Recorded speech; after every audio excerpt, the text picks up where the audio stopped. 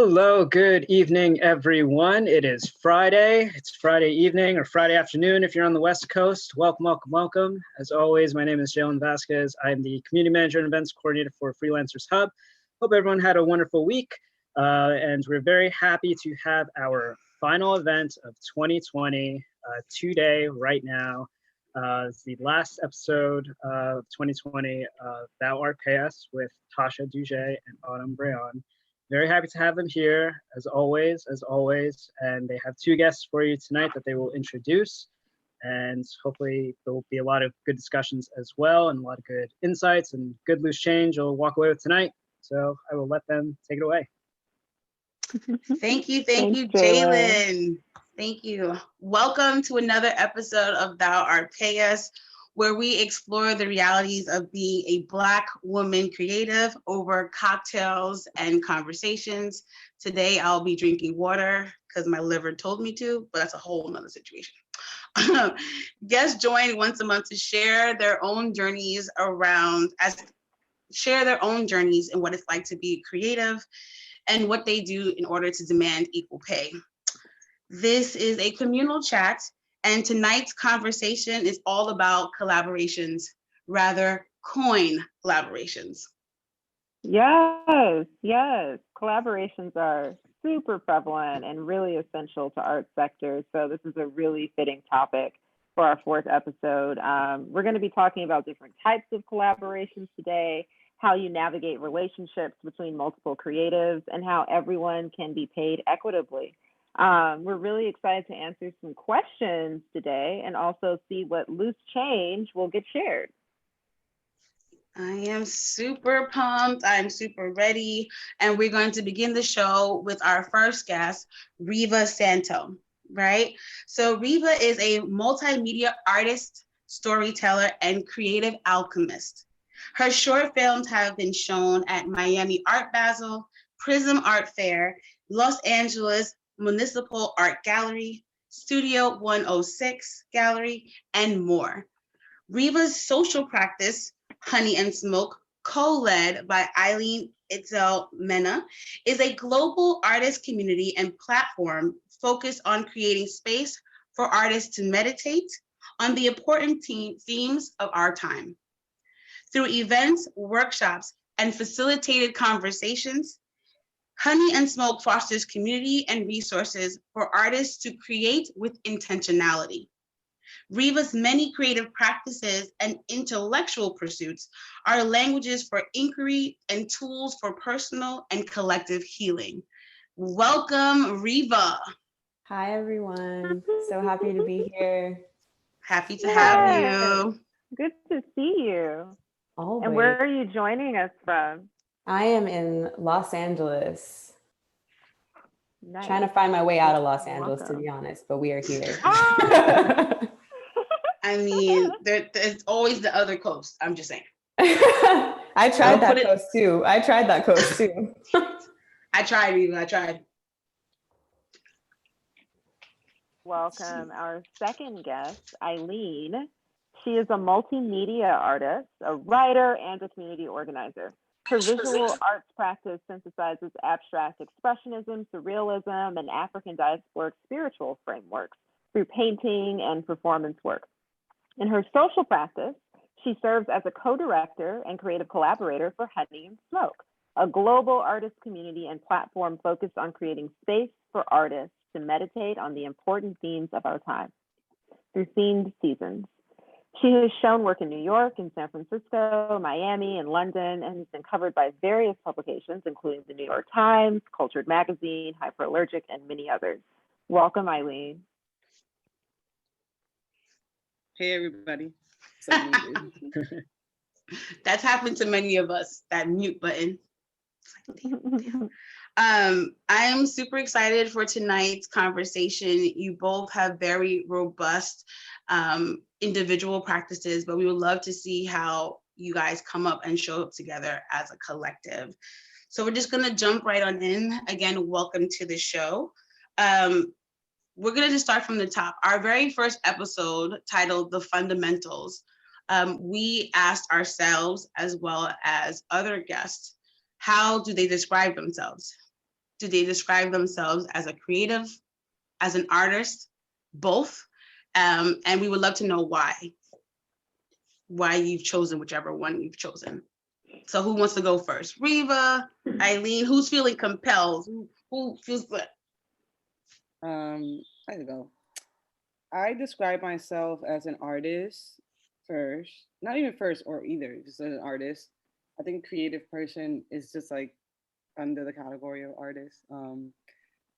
I grew up the first few years of my life in the Dominican Republic, and just the discourse around like artistry and what it means to be an artist in Latin America is a little bit different than the United States. So I always saw someone who did creative work as an artist. Like when I hear artistas in the Dominican Republic, that could be anybody. I'm like, does that person make music? Does that person dance? Like that's just a blanket for creative being. So because I do a lot of different creative work, I just lead with like I'm an artist. That's kind of like the root of it for me. Thank you.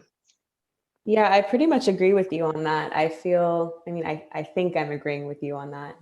Sometimes we end up not fully hearing each other and thinking that we understand what the other person's saying. So feel free to correct me if I'm wrong. But I feel like creativity is something that everyone has access to. We are always creating our lives in one way or another. So I definitely identify as an artist because it feels a little more specific to how I'm moving through the world. But creativity is definitely a part of it. Like part of the life I created is being an artist. Because you created your life. Your life is your art practice. Exactly. There you have it. I like that. I like that. My life is my art practice. So as creatives, as artists, how have you both initiated conversations about pay? We both side. I know. It's hard. Okay.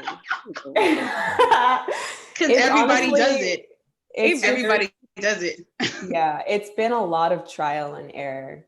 Yeah. It's been a lot of trial and error. And I think I'm only now feeling more comfortable initiating that conversation. But I think I've been in enough situations at this point where I felt directly what happens when you're not clear and upfront. That I just don't even bother anymore. Like it's not worth it, you know? Yeah. So I feel like I've kind of grown past that, like, oh, let me be, acceptable and whatever. Now it's like, okay, no, this is what it is because we don't have time. Right. What about you, Eileen? For me, it's like I'm thinking about like different ways I finesse different situations. Like, I've had like situations where I've worked for institutions that were considering like hiring me for something. They just needed my rate. And I had like somebody low-key tell me the budget. And I'm like, wow, that's way higher than I thought it was. So I'm dead gonna raise my rate because I need to live, Yeah. When I didn't value myself as much because I didn't know what things were actually worth. I've also like gotten into negotiating skill set a lot and like trying to changing my relationship to money where it could be a creative exchange or just me helping someone on a project if they like do labor for me on my projects. But for me, negotiating it has also been just like when you're first starting like freelance creative work, even if it's your own practice and people come to you asking to collaborate with you or like for you to do work for them, people don't often lead with like their budget. So I like ask, like I always ask, do you have a budget? What is your budget? Like just to like start the conversation if somebody doesn't. And I also make it clear after I kind of gauge it that like if they don't have the monetary amount that I would feel like I would need to be compensated for, that there are other forms of payment that we can do. So I don't feel like I gave too much or I'm depleted after something. So it depends on the situation and the person. And I like doing that because I find value in like just community and just professional exchange.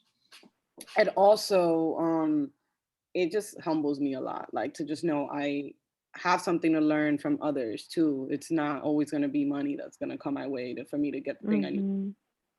So, yeah. Very wise. I love that. It was making me think of what was mentioned last episode. I believe it was Autumn around, you brought this up around the menu, right? That how everything is negotiable. And for artists and creatives to write down all of the things that they offer or can offer and put it down so it could be interchangeable. Okay, so your budget is this. Well, you can't get the full package, but let's do like, you know, how like back in the day when you used to get your school pictures? Oh yeah.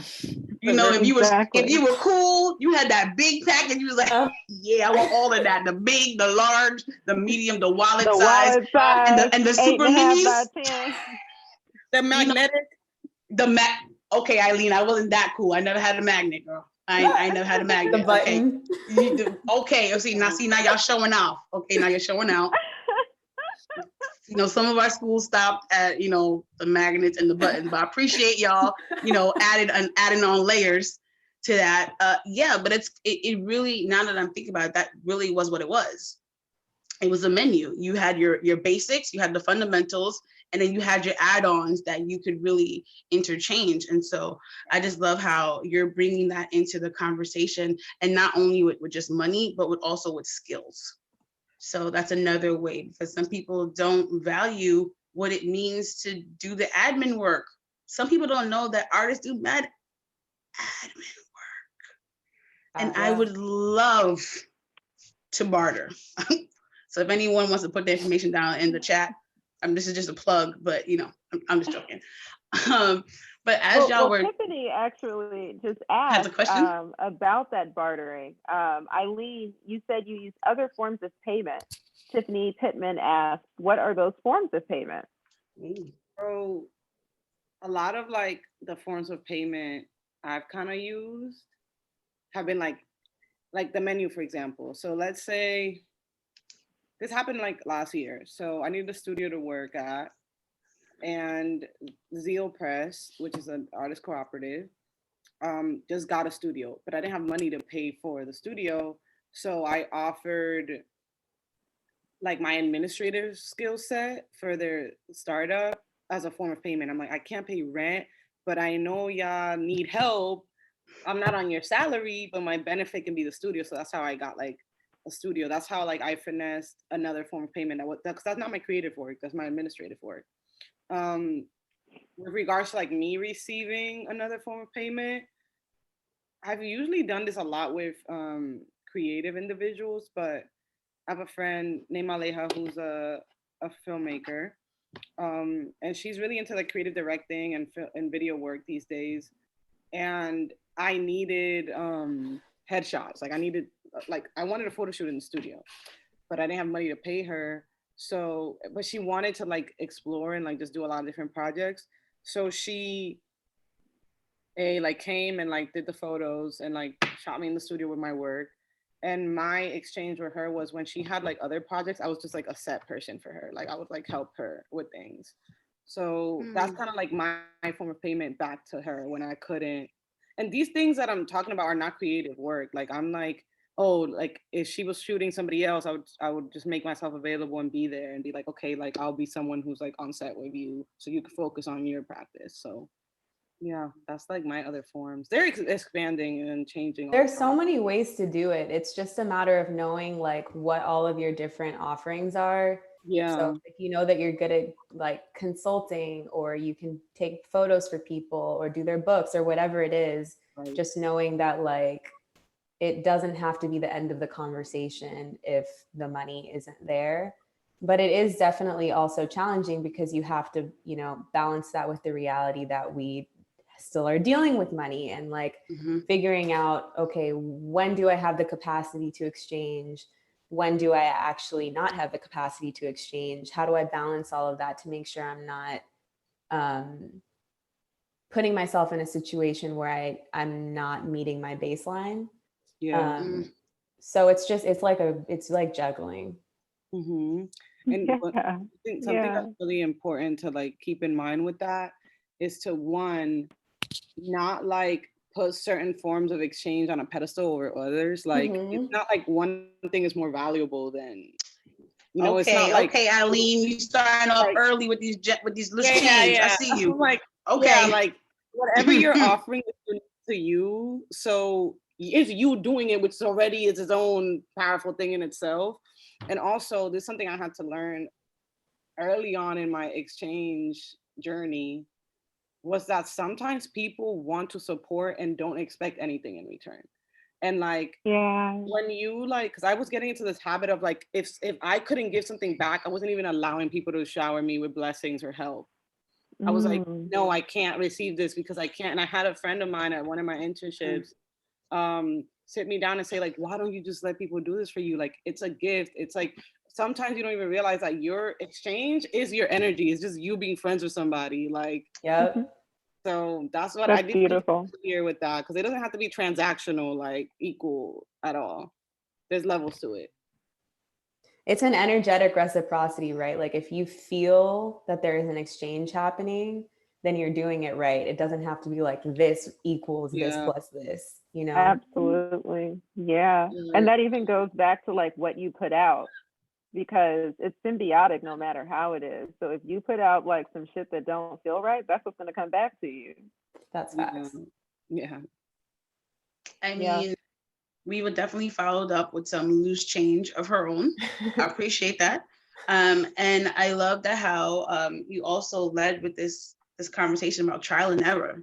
You know what I mean? It's interesting that, in other sectors and other facets of our life, there are like these baseline equations. You'll see it in nonprofits. If you've been here for this amount of years, you'll get this amount of money. You can anticipate this amount of raise and so forth.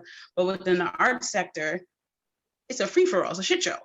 Everyone is trying to figure out their own equation, and then two different equations come together and you're like, well, what kind of math is this? So also wanting to offer that in that exchange, that there should be grace, right?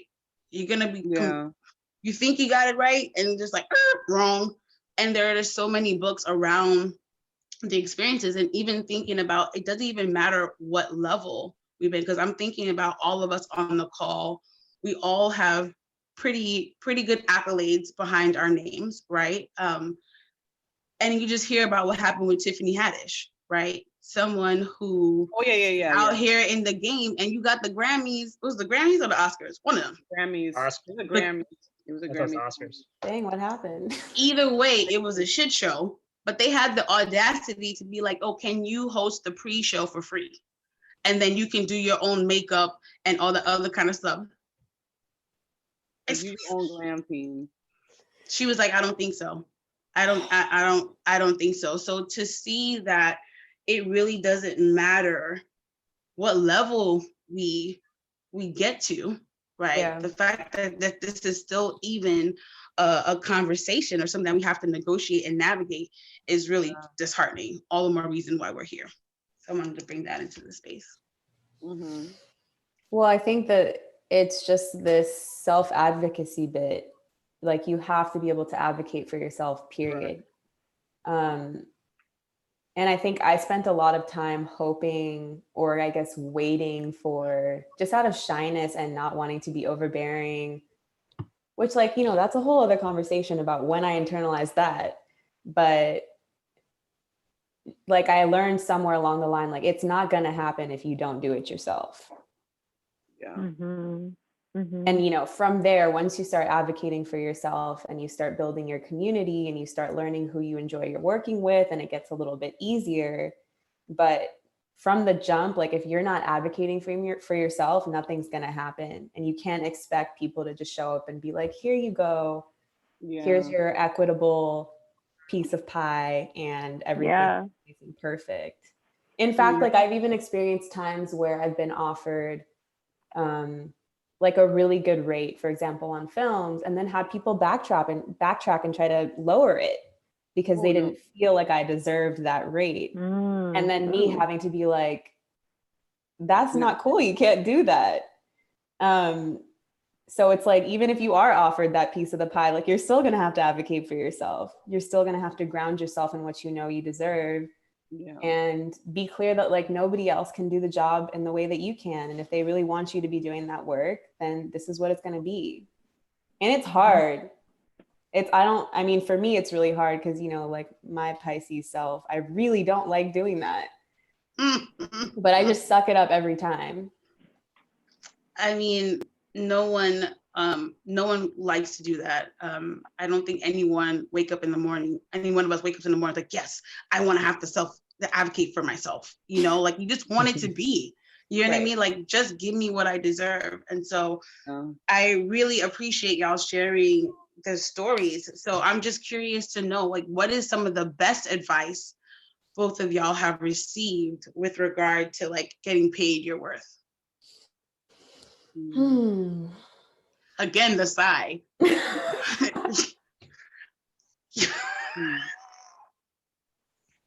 a lot breathing, of advice. Tasha. I'm just breathing. Breathing. Break it through.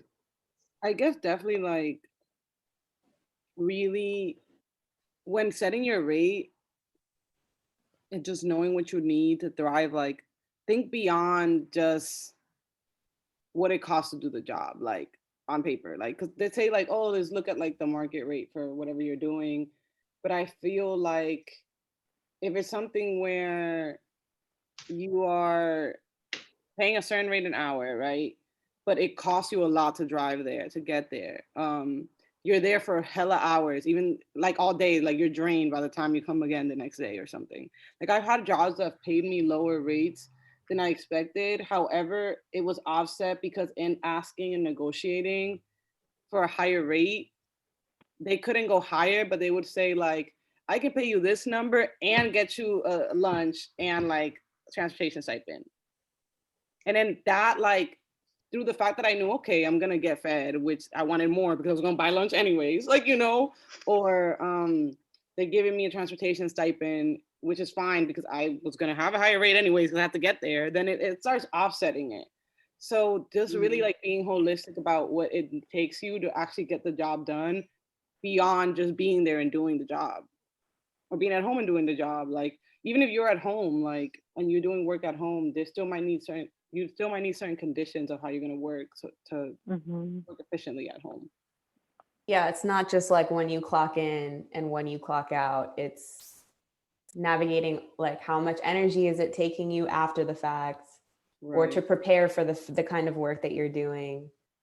All of that I feel like should really be considered. Another thing for me is that I try to consider is not just how much is this going to offer me right now, but also how can I like add in my savings percentage. Because like if you're in the practice of saving, which I like to be, like, okay, I'm going to put away a certain amount of every check that I receive, period. Then once you take that out, it might feel a little bit less juicy. And especially as artists, like we have to be thinking about that because sometimes there's period of times when work is not as available, or even just thinking about the future if you want to like start saving for retirement. There are all these things that we have to consider when we're our own bosses, that we can't just be thinking like, what's the immediate paycheck? And so when I'm considering my rate, I try to also think about that little piece that I'm putting away for savings. That's so smart. That's fantastic. Is that advice that you usually offer to other people when they're just getting started and they ask for advice around their pay equity and setting their rate? I feel like the first advice that I offer is like, start from what you need to survive. Like, add up all of your expenses and figure out what your baseline hourly rate needs to be. And I think this is advice across the board from anyone who works with money as a creative. Like, that's where they start you off.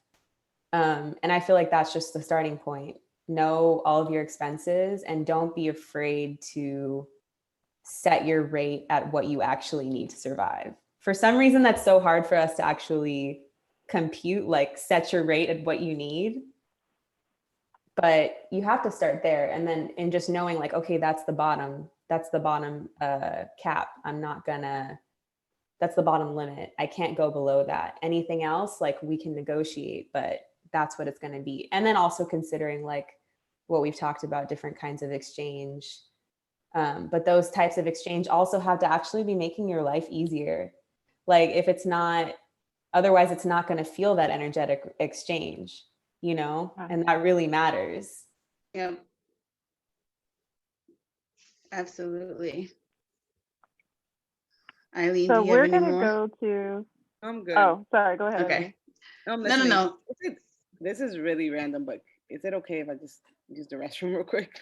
Yeah, now's actually a perfect time for you if you need to step out, because we're going to take a quick break. And during that break, we want to give a shout out to Freelancers Hub. As always, we're so grateful for their support with providing programming like Thou Art Pay Us for free and open to the public.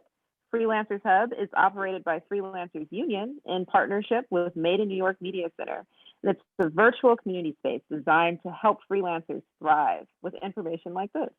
So follow them for free educational workshops, legal and financial clinics, benefits assistance, community events like this. And you can tune in to the other programming that they've had this season at Freelancers Hub. Is there any other info you want the folks to know about Freelancers Hub, Jalen? I mean, you can check out our website. It's freelancershub.nyc. We will be taking a short hiatus from programming for the month of January and hoping to be back to regular scheduled programming in February. But definitely follow us on social media, on Twitter and Instagram at NYC_hub. I can write that in the chat as well for any listeners.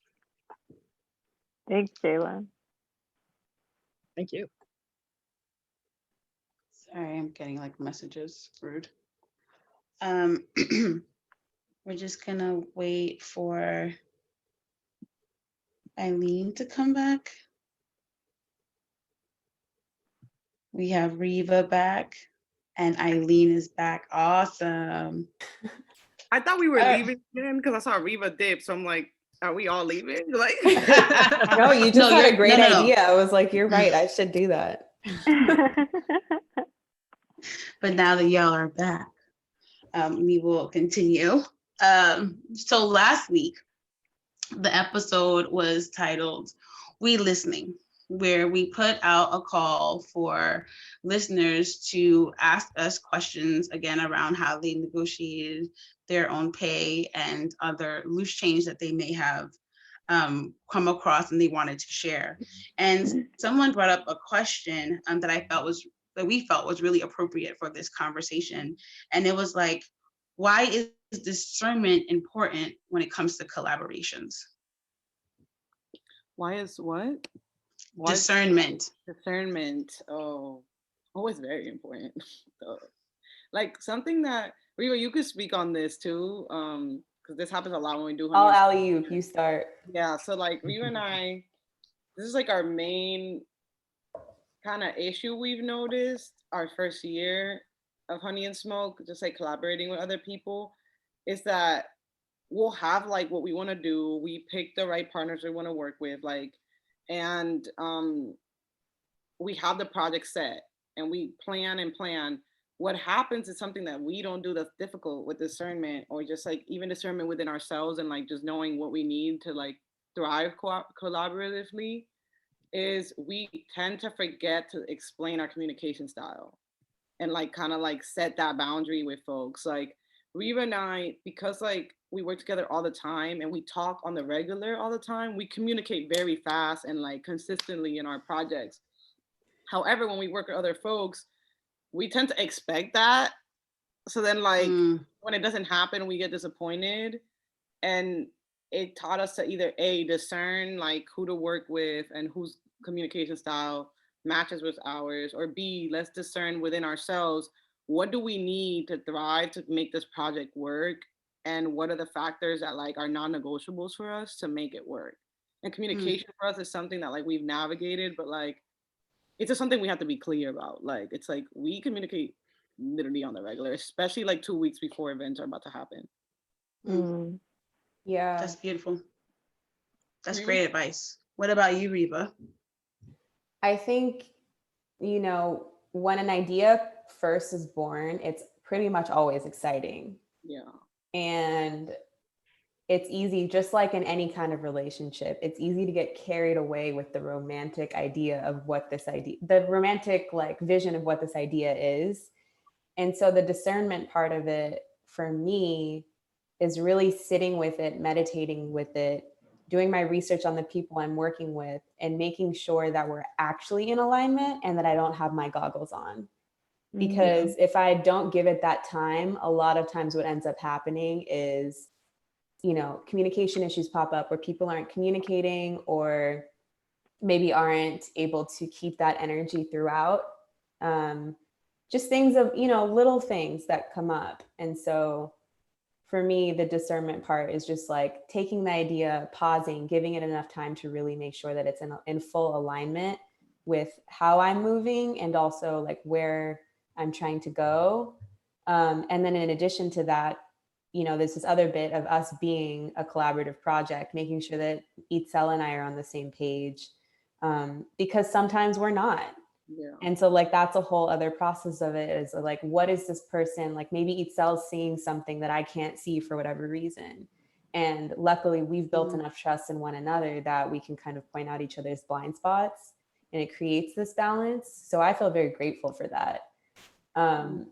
But yeah, it's super important because for me, anything that I create, it feels like giving birth, like we are putting something out into the world. It's serious. It's no joke. You're talking about fun.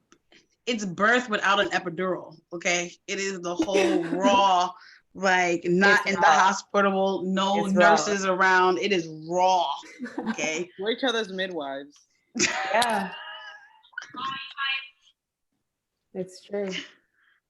I love that. No, that's really amazing advice and very poignant, because a lot of times these collaborations happen organically. And, like I have found in my experience, there was a project that I had that, piggybacking off of Eilen, that started off as a barter. Oh, yeah. And then the work got put in an exhibition. And then there was the conversation around payment because someone was interested in the artwork, right? Mm-hmm. So what started off as a really beautiful, spiritual, magical moment was like, okay, now money was involved. And it was just like, oh, what I found that I've done that I've had to learn to mitigate is relinquishing a lot of my own contribution to the work. And so immediately was like, oh yeah, I was here, but you guys take more credit for that. Like I was real eager to just like let that go. Cause like, oh, but I didn't do that. And I didn't have a conversation around this, but I was the subject. And so we, again, because of the familiarity, didn't have those negotiations, right? And then the barter didn't seem enough. And then it was just like, also being mindful, again, bringing discernment into the conversation around like how many voices then show up when money comes into the conversation. Whoa, you get advice from everybody. Well, they're photographers and you're supposed to pay photographers a flat fee. And then you're supposed to get the ownership of the photos after you get the flat fee. And I'm just like, but if we did it together, why can't they get royalties? Royalties? That means you're like tied to them forever. And I'm like, I actually might be okay with that bondage that you're talking about because of what we mutually got from that experience. Yeah. And it was just exhausting. It was exhausting how once money came into the conversation, we had to do the additional labor of that difficult conversation. And we did. Thankfully, we had known each other for a little bit longer and we were able to sort that out where we both felt like our needs were met, right? But that was... Yeah, I mean, it's tough. And that's why it's something that Itzel and I definitely both really believe in is having written agreements. Like no matter how close you are with the person, honestly, especially if you're close with the person, have a conversation about what your agreements are. because so much can get lost in just assumptions. And it's good to just be clear from the beginning to prevent the possibility of conflict later. And I think probably a lot of people wouldn't expect how much Itzel and I talk about that kind of stuff, because we're also best friends, we're family. So you would think that it's just natural and we just flow, but no, like we're making sure, like we're putting structures in order so that we can maintain a healthy relationship as like work partners, but also as friends. Yeah. And also like when you're in a situation where you're collaborating with someone or bartering, and there's certain stages in that collaboration that like there's like blurred lines, like ask questions halfway through the project. Like, like, wait, what are we gonna do about payment? Like, wait, what happens if this situation comes up? Because you might not, those things might not even come to the forefront of your mind when you're agreeing. Exactly. It happens, like, I'd rather someone like cut the project halfway through and ask questions than now it's done and now there's issues. Like, just like be mindful of boundaries and like talk about them. And you have questions, I think people are scared to ask their partners, whatever form that is, questions halfway through projects because they don't want to seem like they're making bold accusations or assumptions about shit they don't understand. Like, and that's just, you never know until you ask. Right. I would love to share with the audience the genesis of Honey and Smoke and how you two even started working together and where the inspiration came from. Reva, you want to start? Yeah, I'll start. So Honey and Smoke was really just my own blog, travel blog kind of thing since like 2012. I had a lot of my photography displayed, but then really it was the name that kind of gave it room to grow into something else, because I was like, this name is too good to just be my blog. And at the time I was finishing up school and I was thinking a lot about immersive, intentional art spaces, and just, going back and forth between LA and New York, I was seeing a lot of art shows that were very scattered, where you would walk in and it would be like, everyone looks really nice and cool, but like none of the art is related to each other. No one's really looking at the art. And it just felt like the art could be fantastic, but this environment isn't creating a space where we can actually learn something from it or experience it in a real way. And that to me felt kind of pointless. And, for me, I'm always trying to think about how can I create a really purposeful life? And so that kind of started it. I started experimenting with like different sorts of art installations, and Itzel and I had a show together in LA that was really, really cool. And like we set up a whole living room setting to go with my short film, which was called Home Is. And so we kind of like experimented with working together, and I really enjoyed working with her. And I felt like we had this complementary kind of situation. So I had that backlogged in my brain. I went back to school and I was working on my senior thesis, which was building off of that show that we'd had together. And we ended up doing like an artist incubator where a bunch of artists at Columbia were creating works based on the short film that I'd made. And so we were all kind of thinking about the same thing, the same theme of home, but in different ways. And then we had a show, we curated a show at the end of the semester. And once that happened, the show was amazing. Like to this day, one of my favorite life experiences was my senior thesis show, because it just felt like you were walking into a meditation on a theme and you could feel it, like it wrapped around you.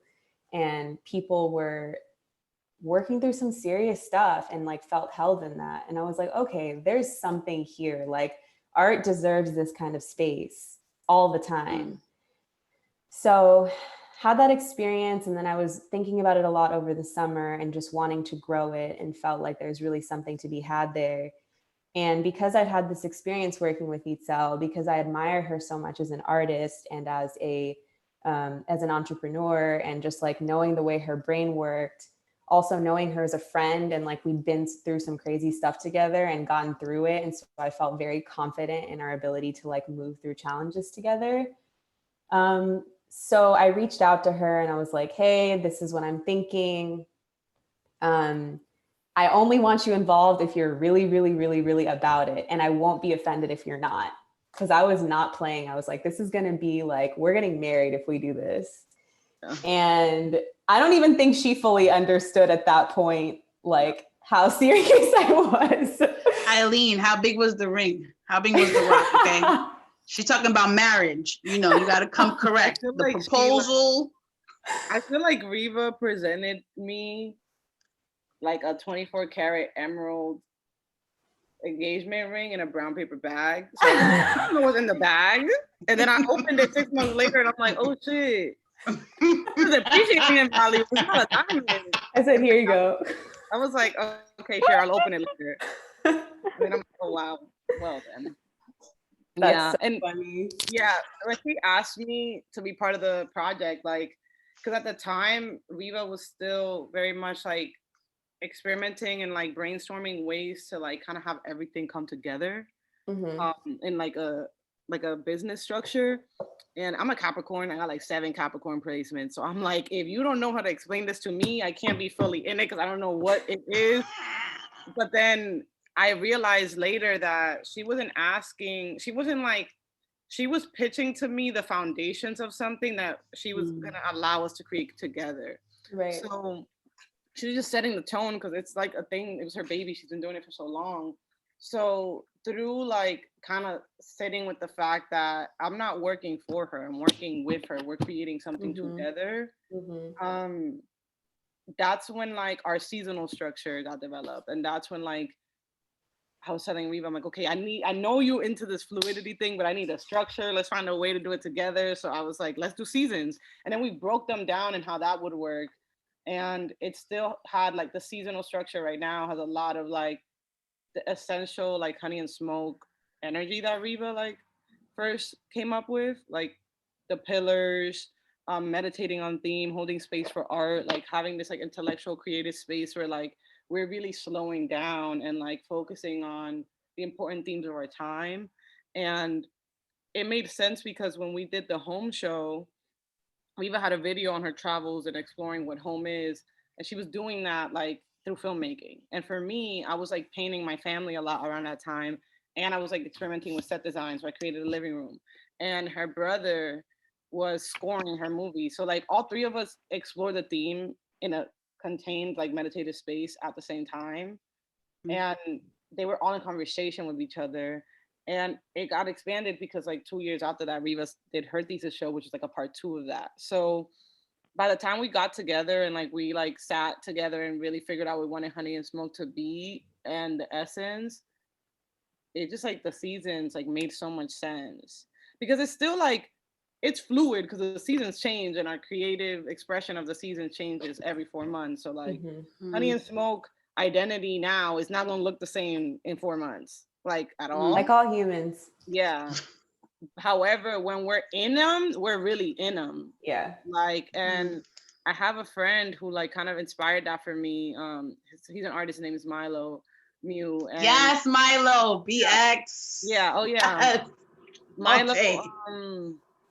Milo was telling me when he was in grad school that for him, his challenge was like breaking down like his concepts through mediums. And it was like, he was just getting that a lot in his studio visits. So I definitely like bring that into my practice. And that's something we do. We break down the theme, like whatever way it needs to be. We're going deep. And we facilitate conversations and events so that those who want to break down certain themes have tools of like creative and intellectual inquiry to do that. We're not on some Bob Ross shit like this is how you do it. It's literally like, okay, this is how you think to break it down and make what you want. I'm not shading Bob Ross. I'm just saying it's not the same. Like, it's different. So, yeah, that's kind of like how we did our Honey and Smoke thing. Nice. That was so beautifully described. We have another question from a listener for you both.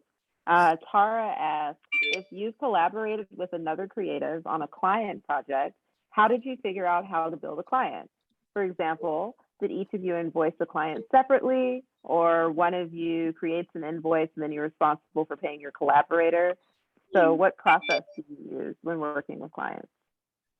I'm pretty sure we've done it both ways though. Wait, you think we've done this?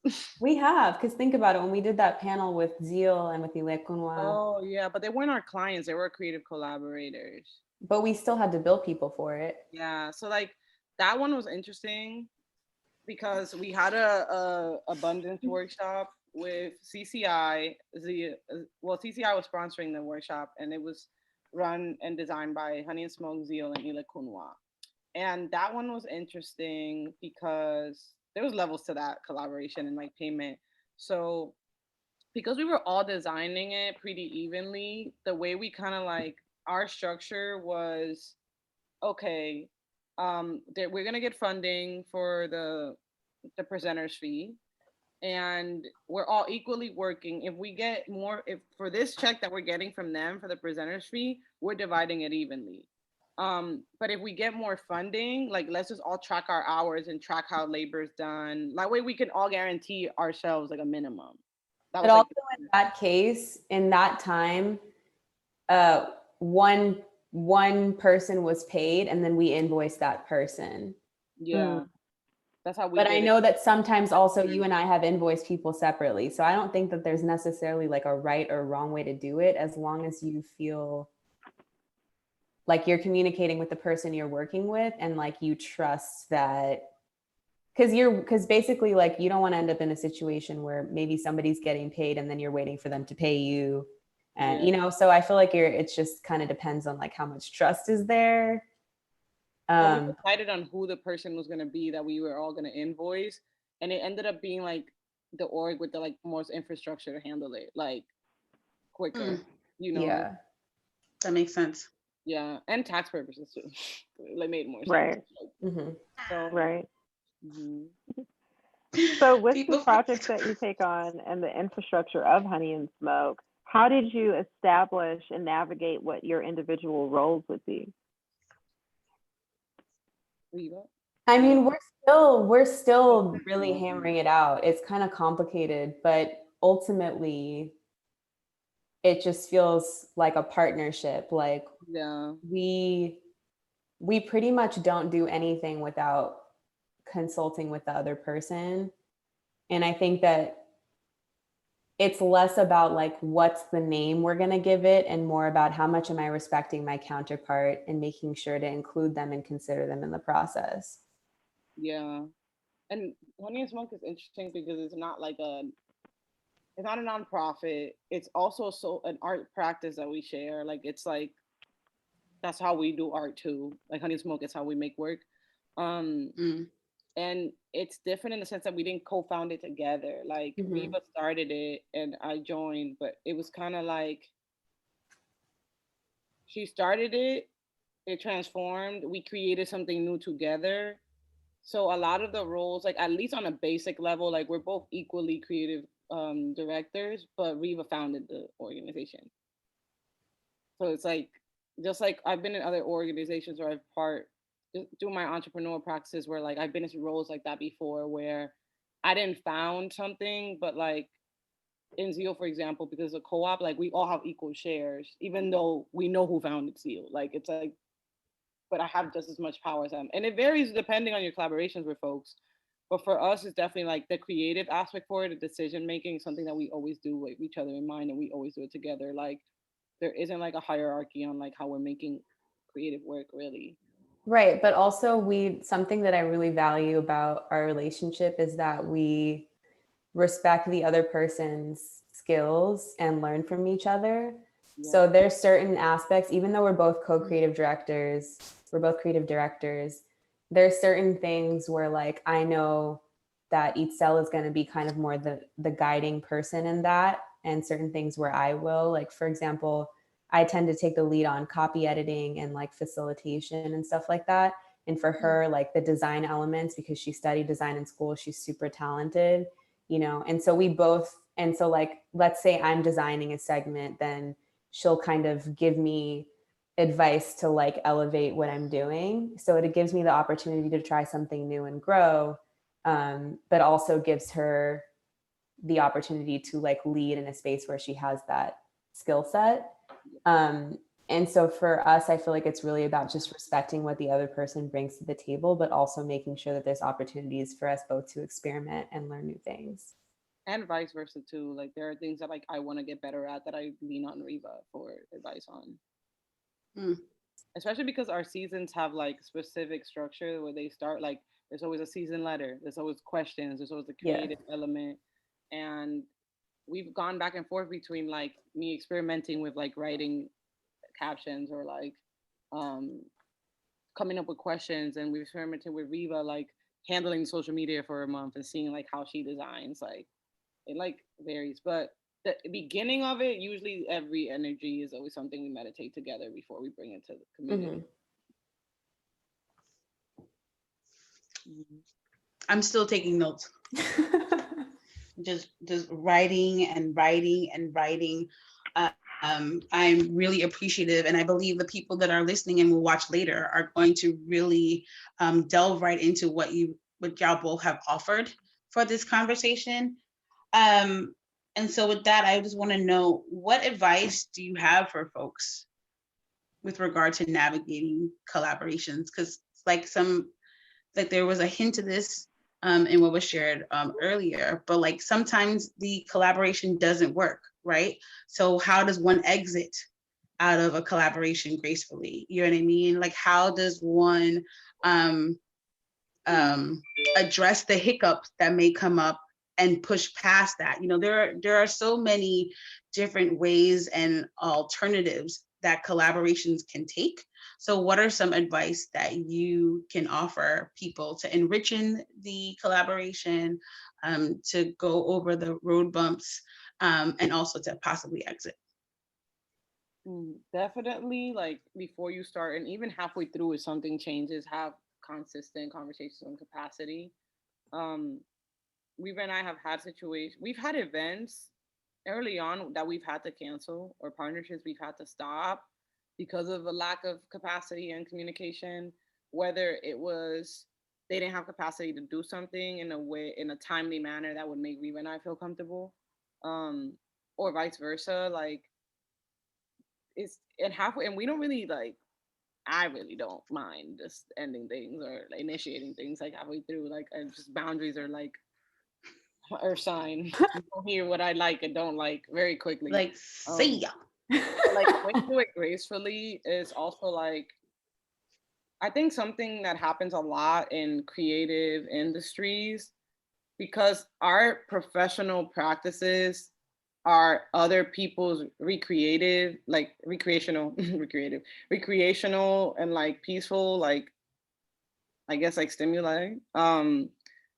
When I have like meetings with people, there's like this era of like kind of like sometimes the lines of comfort and professionality be blurred. So I think like people think that they can just like joke with you a certain way, expect certain things from you a certain way. And for me, it's just setting boundaries that like if you're not okay with that as a creative people, some creative people like that, to just make that clear and navigate how you want to talk to that person throughout the project. And if something's making you uncomfortable, then just say, I don't feel comfortable working together. And there's ways to do it gracefully. Like you don't have to come at somebody or like make it about their character. You can lead with like, this is not a safe space for me. Like, you know, I just don't want to do it. And you don't have to use that language. It's just like, I don't have capacity for this. I don't think I'm going to be able to do it to the best of his ability. You know, like sometimes like it helps people on the other end who are working with you to hear you say that, because they're not wasting their time either. Right.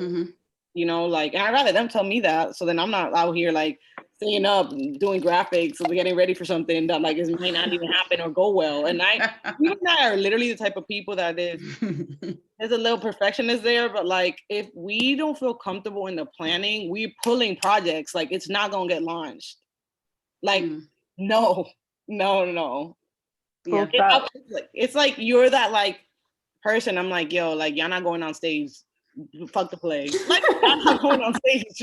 I'm not gonna have y'all embarrass me and then you guys. It's not happening. those 3 months of rehearsals are fine. Go home. Like, I'm really like that. And I think Agreed. there's two big parts that I want to point out in what you're saying. One is the patience aspect, right? Like to have the patience to not rush something just because you said that this is when you were going to do it, you know, like, and that's something I have a hard time with, because if I say I'm going to do something, it's really like, I want to see that through. It's really hard for me to not. But ultimately, you know, if you kind of like peel back the capitalism a little bit, like it's okay. It's okay for you to say this isn't the timing for this, or this isn't going to work out. Like, it's not the end of the world. I think that's the first part. And I think the second part is really just like speaking your truth, but also not blaming people for what your experience is.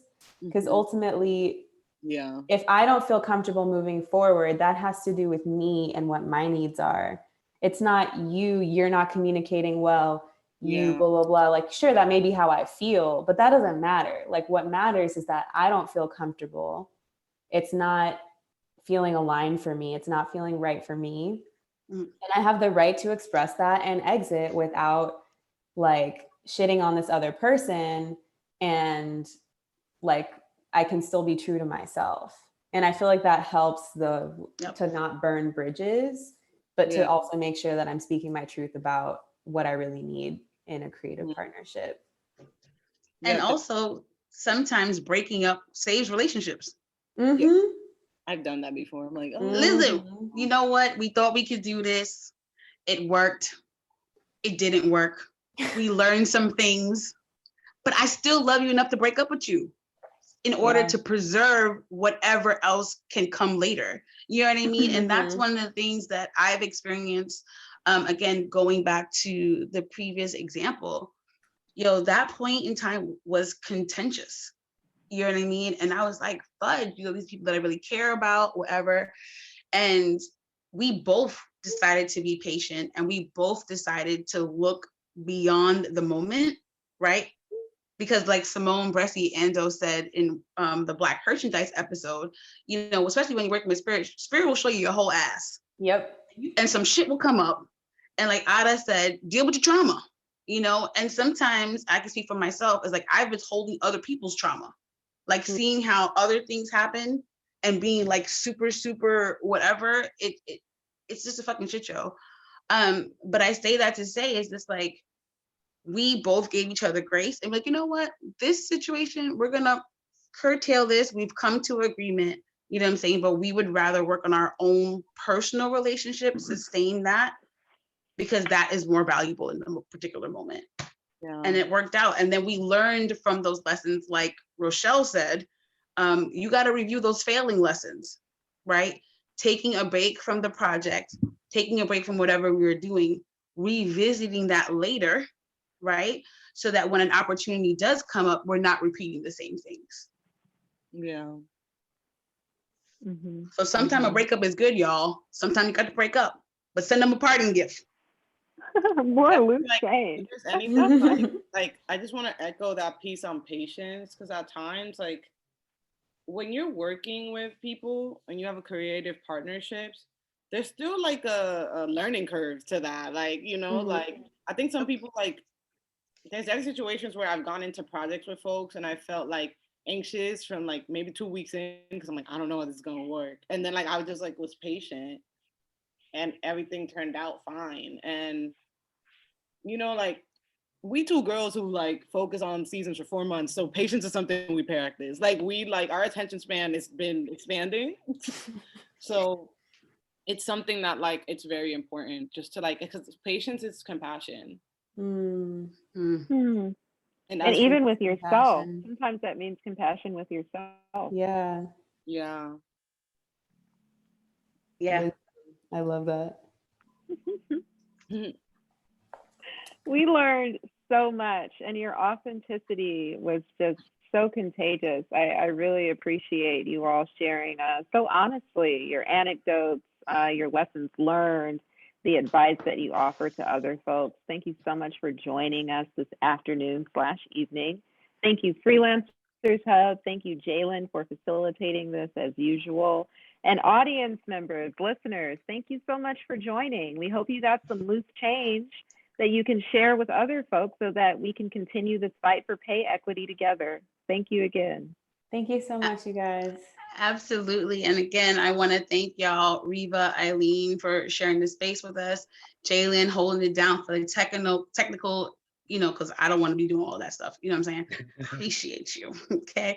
And I want to really give a shout out to Autumn for taking this journey with me. You know what I mean? You have an idea, like you said, you birthed it and you're like, ha!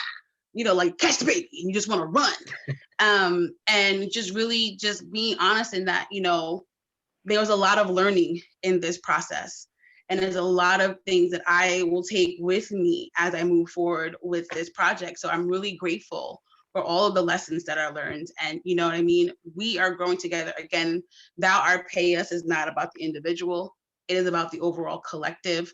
And so I just want to honor that. I also want to give a shout out to Adrena for 111 PR. She got her own PR company. Okay, girl. Just wanting to lift up the people behind the scenes as well. And I also want to give a shout out to Stephanie Alvarado, who's with the Freelancers Hub, my homegirl. Really, when I came to her with the idea, she was like, yes, it's much needed. And so in knowing that we couldn't even get to a 4th episode without all of those key people in this conversation, as well as our previous guest, Simone Presiendo, Ada, and as well as Rochelle from Rayo and Honey. So I just want to thank all of y'all from the bottom of my heart and all of the listeners. And I hope you follow this journey as Thou Art Pay Us moves forward into 2021.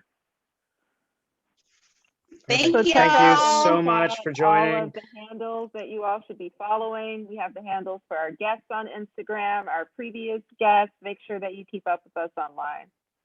Yes, and we hope everyone has a wonderful holiday. Hopefully people are having some time off. If not, take the time off you need. Have a great new year. It's 2021. I mean, wait. Hold on. Hold up. We got to honor the audience members. Someone put a question in the chat.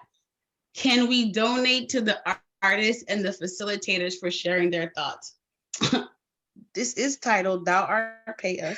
So hold up. I'm gonna put it in here because listen, Linda. So the way my Venmo is set up, it is at, I think this is what it is. I'm not 100% sure, y'all.